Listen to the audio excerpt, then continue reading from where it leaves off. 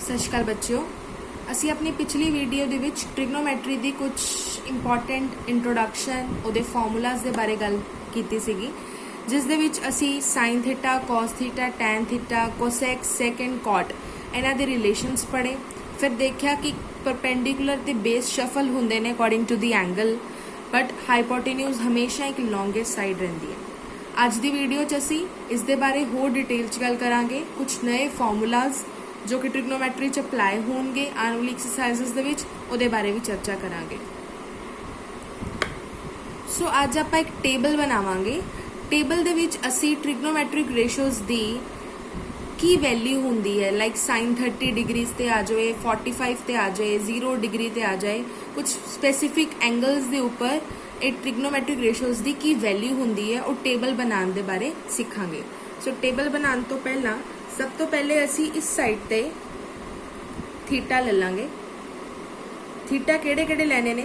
0 degrees, 30 degrees, 45 degrees, 60 degrees and 90 degrees. असी पांच 6 angles जेडे असी कंसीडर कर लेने, सॉरी 5 एंगल असी कंसीडर कर लेने। थीटा केड़े केड़े साडे होणगे? साइन थीटा दी वैल्यू असी लभांगे, कॉस थीटा दी वैल्यू असी फाइंड आउट करांगे, टैन थीटा दी वैल्यू असी फाइंड आउट करांगे, कॉट थीटा दी वैल्यू फाइंड आउट करांगे, कोसेक थीटा दी वैल्यू फाइंड आउट करांगे एंड फाइनली सेक थीटा दी वैल्यू असी फाइंड आउट करांगे। सो इसका करन दा तरीका की है? सब तो पहले असी काउंटिंग लिखांगे। किस तरह काउंटिंग लिखांगे? 0 1 2 3 4।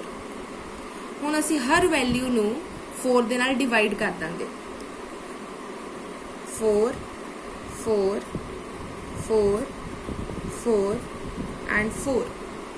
नैक्सट स्टैप दे विच असी हर वैल्यू दे उपर स्क्वायर रूट कंसीडर करांगे। स्क्वायर रूट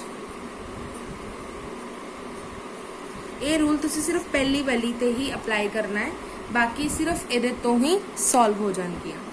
सो अगर मैं 0/4 की गल करा और स्क्वायर रूट की भी गल करा तो 0/4 0 होंदा है, और स्क्वायर रूट निकालांगे तो भी 0 आ जाएगा। 1/4 का स्क्वायर रूट करांगे तो 1/2 आ जाएगा। 2/4 का स्क्वायर रूट करांगे तो 1/√2 आ जाएगा, बिकॉज इतने कटिंग हो जाएगी।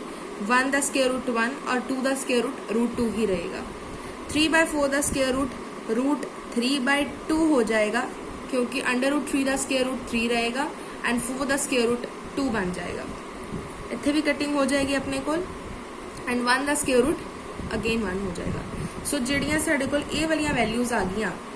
सो साइन 0 की हुंदा है 0, साइन 30 डिग्री की हुंदा है 1/2, साइन 45 डिग्री की हुंदा है 1/√2, साइन 60 √3/2 एंड साइन 90 इज 1। सो या तो तुसी इहनूं याद कर सकते हो, अगर तुसी याद नहीं करना चाहते तो इस तरीके दे नाल तुसी मैथड अपना के तुसी वैल्यूज नूं फाइंड आउट कर सकते हो। अगे चलते हैं कॉस थीटा दे उपर। सो कॉस थीटा च तुसी कुछ भी नहीं करना, जस्ट इत्थों शुरुआत करके इत्थों तक दी वैल्यूज नूं रिवर्स ऑर्डर च लिख देवांगे। सब तो पहले 1, फिर आएगा √3/2, फिर आएगा 1/√2, फिर आएगा 1/2 एंड फिर आएगा 0। सो असी की किया? जस्ट रिवर्स ऑर्डर दे विच वैल्यूज नूं लिख दिता। हुण टैन थीटा दी वारी है। टैन थीटा दा एक फॉर्मूला हुंदा है। टैन थीटा दा फॉर्मूला हुंदा है sine theta by cos theta. यह भी एक आइडेंटिटी है। So tan theta sine theta by cos theta दे इक्वल है। सो अगर मैं साइन थीटा ते कॉस थीटा दी वैल्यूज नूं डिवाइड कर देवां तो मेरे को टैन थीटा दी वैल्यूज आ जाएंगियां। सो सिंपली डिवाइड कर दो। 0/1 0, 1/2 डिवाइडेड बाय √3/2, 2 और 2 कैंसिल हो जाएंगे, साढ़े को आ जाएगा 1/√3। अगली बार दोनों वैल्यूज सेम ने, डिवाइड करन ते साढ़े को बचेगा 1। अगली बार डिवाइड करन ते 2 और 2 कैंसिल आउट हो जाएंगे, साढ़े को बचेगा √3। बाय 1 भी बचता है, लेकिन आप सिंपल √3 भी लिख सकते हैं। 1/0 1/0 कोई भी क्वांटिटी नहीं डिफाइन होंगी, क्योंकि अगर डिनोमीनेटर च 0 आ जाए तो नॉट डिफाइंड या इनफिनिटी मन्निया जाता है मैथ्स दे विच। सो आप इत्थे ND यानी नॉट डिफाइंड या तुसी इनफिनिटी भी लिख सकते हो। हुण गल करते हैं कॉट थीटा दी। कॉट थीटा टैन थीटा दा रेसिप्रोकल हुंदा है। ये गल आपां पिछले वारी भी पढ़ चुके हैं। सो आप इत्थे लिख लैने कॉट थीटा टैन थीटा दा रेसिप्रोकल हुंदा है। सो आप वैल्यूज भी रेसिप्रोकल कर सकते हैं। टैन थीटा दी अगर 0 है तो कॉट थीटा दी हो जाएगी 1/0 एंड 1/0 दोबारा तो इनफिनिटी नू अप्रोच कर जाएगा। टैन थीटा दी अगर 1/√3 है तो कॉट थीटा दी हो जाएगी √3/1 और वी कैन से √3 ओनली। 1 नू 1 डिवाइड करांगे इट विल बी 1, √3 नू 1 ने डिवाइड करांगे यानी रेसिप्रोकल करांगे दैट मीन्स 1/√3 और इनफिनिटी दा रेसिप्रोकल हो जाएगा 0। 0 दा रेसिप्रोकल इनफिनिटी और इनफिनिटी दा रेसिप्रोकल 0। कोसेक थीटा दी गल करांगे तां ओदी भी आइडेंटिटी है, वो भी आपां इत्थे नोट कर लैंदे आ। Cosec theta is equals to 1/sin theta, यानी कोसेक थीटा साइन थीटा दे रेसिप्रोकल नू किया जांदा है। सो साइन थीटा दी वैल्यूज दा रेसिप्रोकल कर देने 0 दा रेसिप्रोकल इनफिनिटी, 1/2 दा रेसिप्रोकल 2, 1/√2 दा रेसिप्रोकल √2 एंड इधर reciprocal 2/√3, 1 the reciprocal is 1. Sec theta is the reciprocal of cos theta. I'll write here sec theta is equals to 1/cos theta. So आप इत्थे रेसिप्रोकल कर देने हैं। sec theta cos theta दा reciprocal है, so 1 दा reciprocal again 1, √3/2 दा reciprocal 2√3, next आ जाएगा √2, 2 एंड नॉट डिफाइंड और you can say infinity. So इस मैथड दे नाल तुसी 0 डिग्रीज दी, 30 डिग्रीज दी, 45 डिग्रीज दी, 60 डिग्रीज दी एंड 90 डिग्रीज दी आपां हर 6 ट्रिग्नोमेट्रिक रेशियोज दे 5 एंगल्स के उपर वैल्यूज नू फाइंड आउट कर लिया। नो डाउट बहुत एंगल्स होंदे ने, 180 दी भी फाइंड आउट करने चाहिए सानू, 270, 360 डिग्रीज, बट ये 5 तां सब नू आने चाहिए ने। अगले वाले इन्हां तो ही फॉर्म हो जाते हैं। सो इस करके जब आप 5 याद कर लिए तो अगले वाले ये नाल ही सॉल्व हो जाएंगे। सो आपां टेबल किया, नाल दे नाल आपां इन्हां दियां ट्रिग्नोमेट्रिक रेशियोज दियां होर फॉर्मूला भी पढ़े। ए वाले फॉर्मूलाज भी तुसीं नोट कर सकते हो। Cot theta tan theta the reciprocal, cosec is the reciprocal of sine, sec theta is reciprocal of cos and tan theta नूं असीं लिख सकते हैं sine theta upon cos theta. हुण होर ट्रिग्नोमेट्रिक रेशियोज ने आपां उन्हां दी गल करते हैं। हाँ जी, तो नैक्सट वालियां जिहड़ियां आइडेंटिटीज़ ने उन्हां नूं असीं कहने आ फंडामेंटल ट्रिग्नोमेट्रिकल आइडेंटिटीज़। फंडामेंटल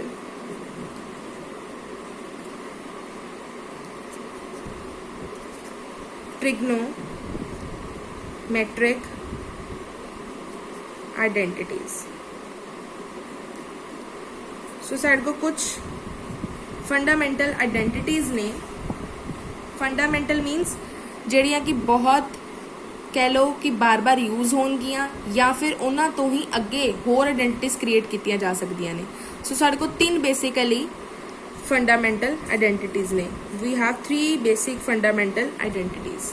सो फर्स्ट बेसिक फंडामेंटल आइडेंटिटी की है sine square theta plus cos square theta is equals to 1। ये आइडेंटिटी बहुत ज़्यादा यूज होती है। Sine square theta plus cos square theta is 1। For example sine square 30 plus cos square 30, ਇਹਦੀ value ਨੂੰ ਤੁਹਾਨੂੰ सॉल्व करने की लोड़ नहीं है कि तुसी साइन थीटा की वैल्यू टेबल चो देखो, कॉस थीटा की वैल्यू टेबल चो देखो, फिर ਉਹਦਾ स्क्वायर करो, फिर ਉਹਦਾ एडिशन करो। सानू ट्रिग्नोमेट्री ने सिंपल आइडेंटिटी दे दी कि जो भी तुहानू एंगल सेम एनकाउंटर होए तो इधर साइन स्क्वायर होवे इधर कॉस स्क्वायर होवे, तुसी बिना देखे सिर्फ इत्थे 1 लगा दो, तुहाडा आंसर आ जाएगा। तुसी चेक भी कर सकते हो साइन थीटा की वैल्यू 1/2 हुंदी है, हुण असीं पिछे टेबल चो कीती उसका स्क्वायर। कॉस थीटा की 30 की वैल्यू √3/2 हुंदी है, उसका स्क्वायर। सॉल्व करांगे तो 1/4, 3/4, इट विल बी 4/4, कटिंग करके की आएगा 1।